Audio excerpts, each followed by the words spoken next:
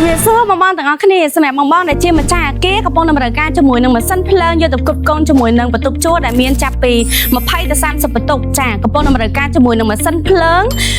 កម្លាំង75 kVA ប្រភេទម៉ាស៊ីនភ្លើងថ្មីឆ្នាំ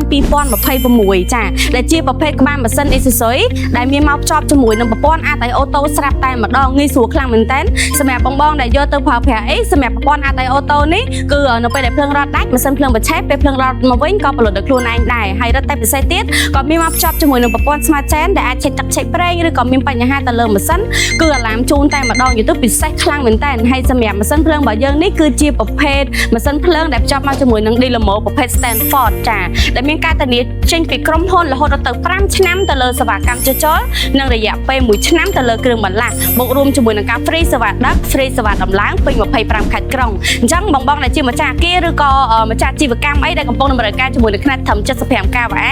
ដែលមានការធានាពីក្រុមហ៊ុនគុណភាពល្អសលេងល្អនោះអាចតាក់ទងតាមលេខទូរស័ព្ទឬឆាតចុះពេកបានអរគុណ